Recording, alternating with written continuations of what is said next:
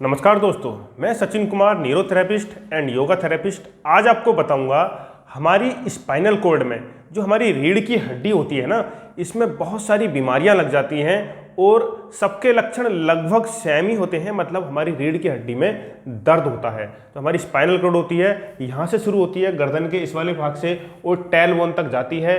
बीच में बहुत सारी जो हमारी वर्टिब्रा होती हैं उनमें किसी में भी कुछ भी प्रॉब्लम हो जाती है, हमें पेन शुरू हो जाता है। तो इससे संबंधित सभी बीमारियों के बारे में मैं समझाऊंगा और डिटेल्स में बताऊंगा और आप उसको कैसे घर पे ठीक कर सकते हैं, क्या क्या उसके लक्षण होते हैं, किन किन कारणों की वजह से ये बीमारियां शुरू होती हैं, सारी जानकारी मैं आपको इस वीडियो में देने वाला हूं। और ख़ास तौर से स्लिप डिस्क और डिस्क बल्ज वाले और साथ में साइटिका के जो पेशेंट हैं उनके लिए कुछ खास टिप्स मैं इस वीडियो में बताऊंगा। तो वीडियो को शुरू से लास्ट तक देखिएगा। और हाँ दोस्तों, मेरा क्लिनिक है काशीपुर में, उत्तराखंड में, नैनीताल से मात्र 2 घंटे की दूरी पर है और बहुत ही अच्छी जगह है। अगर आप यहाँ पर आके ट्रीटमेंट लेना चाहते हैं तो ले सकते हैं। खाने पीने रहने की सारी व्यवस्था होती है। अपनी कॉन्टैक्ट डिटेल्स इस वीडियो में मिल जाएगी आपको, वीडियो को पूरा देखिएगा। तो सबसे पहले मैं बात करूँगा, देखिए जो सबसे कॉमन सी प्रॉब्लम होती है डिस्क बल्ज की, उसके बाद करूँगा साइटिका, स्लिप डिस्क, स्पॉन्डिलाइटिस और ऑस्टियोफाइटिस, सारी बीमारी के बारे में बताऊंगा। सबसे पहले हम बात करते हैं डिस्क बल्ज के बारे में। देखिए डिस्क बल्ज का सबसे बड़ा कारण होता है जो लोग वेट लिफ्टिंग करते हैं या फिर घर में कभी वजन उठा लेते हैं, या फिर जो वर्कर होते हैं जो मेहनत का काम करते हैं, वजन उठाने का काम करते हैं, उनको हो जाता है, या फिर जो रनिंग करते हैं उनको भी ये प्रॉब्लम हो सकती है। इसके लक्षण क्या हैं? इसमें आपको स्पाइनल कॉर्ड में कहीं भी 1 या 2 पॉइंट पर आपको पेन होगा। हो सकता है आपको यहाँ पर पेन हो, या फिर आपको बीच वाले पार्ट में कहीं पेन हो, या फिर हो सकता है आपको लोअर बैक पेन हो। तो कहीं भी एक पार्ट में आपको पेन हो सकता है और बहुत तेज पेन होता है। कई बार वो ठीक हो जाता है जब हम लेट जाते हैं, तो कई बार लेटने के बाद ठीक हो जाता है, कई बार लेटते हुए बढ़ जाता है। तो अलग अलग समय पर अलग अलग मरीजों को अलग अलग प्रकार के इसमें सिम्टम दिखते हैं, पर एक्यूरेट किसी डिस्क में या फिर एक्यूरेट किसी पार्ट में स्पाइनल कॉर्ड के आपको पेन होगा। उसमें होता क्या है, देखिए जो हमारी रीढ़ की हड्डी होती है, जिसे हम इंग्लिश में बोलते हैं स्पाइनल कॉर्ड, हिंदी में बोलते हैं मेरुरज्जु, तो उसमें जो हमारी हड्डियां होती हैं, जो वर्टिब्रा होती हैं, उनके बीच में एक हड्डी और दूसरी हड्डी के बीच में एक ये डिस्क होती है। इस डिस्क में फ्लूइड भरा होता है, जेल भरा होता है। तो वो जो जेल होता है, जैसे हमने प्रेशर, वजन उठा रहे हैं, कोई हमने वेट उठाया और वो पूरी ताकत लगा रहे हैं, तो हमारा जो प्रेशर आता है सबसे ज़्यादा वो हमारे रीढ़ की हड्डी पे जाता है और हमारे पेट पे जाता है।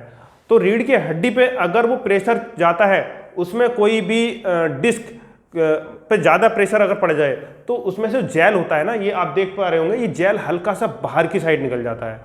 अब ये बाहर की साइड में निकल गया तो हो सकता है कि आपने जैसे वजन उठाया तो ये बीच में जो वर्टिब्रा होती हैं यहाँ पर निकल गया, फिर लंबर रीजन में हो सकता है निकल जाए, मतलब लोअर वाले जो रीढ़ की हड्डी होती है वहाँ से निकल जाता है। कई बार देखा जाता है कि लोअर बैक पेन जो होता है वो ज़्यादातर डिस्क बल्ज की वजह से होता है, और तो लोअर की साइड में यहाँ से आपका जो जेल है वो बाहर निकल जाता है डिस्क में से। उसमें देखिए अगर आप किसी एलोपैथिक डॉक्टर, मतलब इंग्लिश वाले डॉक्टर के पास जाएंगे, जो MBBS या फिर BMS या कोई भी ऐसे डॉक्टर उसके पास जाएंगे, तो वो आपको बता देंगे कि डिस्क बल्ज हो गया है, उसमें लिक्विड बाहर आ गया है, इसका ऑपरेशन, ये सर्जरी करनी पड़ेगी, उसको हटाना पड़ेगा। हो सकता है वो आपको टेम्परेरी मेडिसिन चला दें और उससे आपको रिलीफ मिल जाए। उसके लिए कुछ स्पेशल योगा, कुछ थेरेपी होती हैं जो मैं अपने इस चैनल पर डालता रहता हूँ। आप हमारे चैनल को सब्सक्राइब कर लीजिए, आपको इस प्रकार के टिप्स मैं आपको देता रहता हूँ। तो एक तो प्रॉब्लम ये हो गई। दूसरा होता है इसका न्यूरोथेरेपी में इलाज होता है। घबराने वाली बात नहीं है, इसका न्यूरोथेरेपी में इलाज है। आप हमारे पास आ सकते हैं, कहीं भी पास में कोई न्यूरोथेरेपिस्ट है आप वहां पर जा सकते हैं। हमारा उत्तराखंड में काफ़ी शानदार अच्छी जगह पर ट्रीटमेंट होता है। आप यहाँ पर 15-20 दिन रहिए, मेडिटेशन कीजिए, योगा कीजिए, बहुत अच्छी फैसिलिटी यहाँ पर प्रोवाइड की जाती है। आप आइए और बहुत कम पैसों में इलाज होता है। दूसरा होता है स्लिप डिस्क। देखिए डिस्क बल्ज में जेल बाहर निकला, स्लिप डिस्क में क्या होगा, ये जो डिस्क थी जिससे जेल बाहर निकला था, ये जेल बाहर नहीं निकलता। स्लिप डिस्क में डिस्क अपनी जगह से स्लिप हो जाती है, मतलब हट जाती है। इस वाली हड्डी के और इस वाली हड्डी के बीच में ये जो डिस्क आपको दिख रही है, ये थोड़ी सी बाहर की साइड में हट जाएगी वजन उठाने की वजह से, या फिर टेढ़े होकर वजन उठा लेते हैं, या फिर एक हाथ से वजन उठाते हैं तो डिस्क पर प्रेशर आकर वो बाहर निकल जाती है। ऐसी कंडीशन में क्या होता है, आपको पेन होगा बहुत ज़्यादा। और मैं आपको बता दूं, स्लिप डिस्क का इलाज न्यूरोथेरेपी में बहुत अच्छे से हो जाता है और एक्यूप्रेशर में भी बहुत अच्छे से हो जाता है। मगर दोस्तों आप एलोपैथ में जाएंगे तो आपको रेगुलर मेडिसिन खानी पड़ेंगी और पेन किलर इंजेक्शन लगेंगे, वो परमानेंट सॉल्यूशन नहीं होता है। और इसकी सर्जरी तो बिल्कुल भी मत कराइएगा। स्पाइनल कॉर्ड की सर्जरी जो होती है, कहते हैं 90% तक सर्जरी फेल हो जाती हैं, बहुत कम रिजल्ट मिलता है। अगर सर्जरी हो भी गई तो वो प्रॉब्लम जो है बनी रहती है। तो न्यूरोथेरेपी के माध्यम से आप 15 से 20 दिन या 1 या 2 महीने के अंदर बहुत अच्छा रिजल्ट मिल जाता है। स्लिप डिस्क में ये जो डिस्क बाहर की साइड में निकली होती है, डिस्क अपनी जगह सेट हो जाती है। इसके बाद में हम बात करते हैं स्पॉन्डिलोलिटिस। स्पॉन्डिलोलिटिस अपने आप में बहुत ही क्रिटिकल डिसऑर्डर है, बहुत ही खतरनाक बीमारी है और घबराने वाली बात नहीं होती है। देखिए कोई भी बीमारी है तो उसका इलाज होता ही है, चाहे वो कैंसर हो, चाहे वो एड्स हो, हर बीमारी का इलाज आधुनिक विज्ञान ने खोज लिया है। तो स्पॉन्डिलोलिटिस का भी इलाज बहुत अच्छा इलाज होता है। हमारे एक डॉक्टर हैं, डॉक्टर विपिन, वो स्पेशल इसी चीज़ के पेशेंट देखते हैं रुद्रपुर में। आप चाहें तो मैं आपको मतलब मेडिसिन वगैरह आप सजेशन लेना चाहते हैं तो उनसे सजेशन ले सकते हैं, उसकी जानकारी मैं आपको दे दूंगा। स्पॉन्डिलोलिटिस में होता क्या है, जो हमारी रीढ़ की हड्डी होती है, जो आप ये देख पा रहे हैं, इसमें कैल्शियम की अधिकता की वजह से रीढ़ की हड्डी में पूरे में कैल्शियम जमने लगता है और रीढ़ की हड्डी जो है वो जाम हो जाती है और आपको झुकने में अकड़न सी महसूस होगी, हड्डी पूरी मुड़ेगी नहीं। काफ़ी समस्याएं देखने को मिलती हैं। तो स्पॉन्डिलोलिटिस में कुछ इस प्रकार की समस्या होती है। इसको हिंदी में बोलते हैं बम्बू स्पाइन। एक होता है ऑस्टियोफाइटिस। ये ऑस्टियोफाइटिस में क्या होता है, आपकी कोई भी हड्डी स्पाइनल कॉर्ड की थोड़ी वो चोट लगने की वजह से या फिर किसी अदर रीजन की वजह से बढ़ जाती है। चाहे वो कोहनी की हड्डी होगी, कई बार लोगों के हाथ की हड्डी बढ़ जाती है, कई बार मैं देखता हूँ लोगों के पैर की जो एड़ी होती है उसकी हड्डी बढ़ जाती है, कई बार अंगूठों की हड्डियाँ बढ़ जाती हैं। तो हड्डियाँ बढ़ जाने को बोलते हैं ऑस्टियोफाइटिस। ऑस्टियोफाइटिस का देखिए मेनली रीजन होता है कि आपके उस पार्ट में चोट लग गई और जो हमारी बॉडी का जो ऑटो इम्यून सिस्टम होता है, देखिए ऑटो इम्यून सिस्टम जो होता है वो ये करता है, आपके शरीर में कहीं भी किसी प्रकार की चोट लगी और उस चोट को, उस इंजरी को ठीक करने के लिए ऑटो इम्यून सिस्टम, मतलब हमारे जो शरीर की रोग प्रतिरोधक क्षमता होती है, हमारे शरीर का जो डिफेंस सिस्टम होता है उसको चाहता है कि उसको ठीक किया जाए।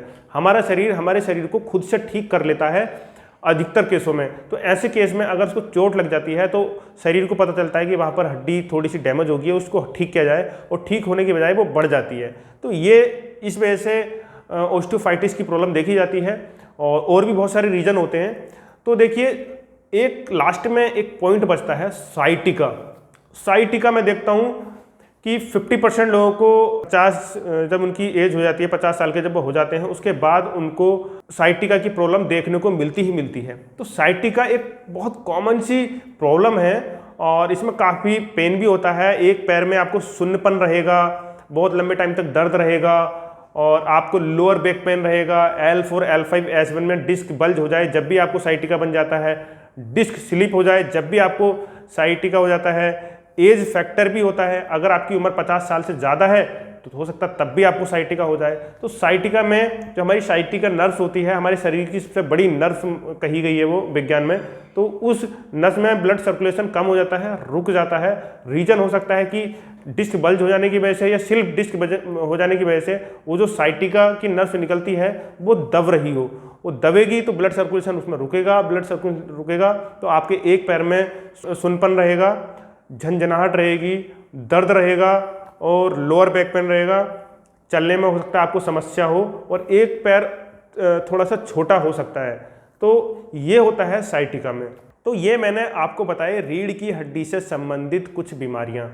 अगर आप इस प्रकार की और भी बीमारियों से संबंधित जानकारी लेना चाहते हैं तो इस चैनल पर विजिट कीजिए, हेल्थ मास्टर्स यूट्यूब चैनल पर। हमने बहुत सारी बीमारियों के बारे में आपको बहुत अच्छे से समझाया हुआ है। अगर आप न्यूरोथेरेपी का या फिर मैग्नेट थेरेपी या एक्यूप्रेशर सीखना चाहते हैं या योगा सीखना चाहते हैं तब भी आप हमारे पास आ सकते हैं, या फिर आप इस चीज़ का ट्रीटमेंट लेना चाहते हैं तब भी आप हमारे पास आ सकते हैं। मेरा नाम है सचिन कुमार, न्यूरोथेरेपिस्ट। आप देख रहे हैं हेल्थ मास्टर्स। फिर से मिलूंगा इसी प्रकार से नेक्स्ट वीडियो में। अभी के लिए सबको धन्यवाद।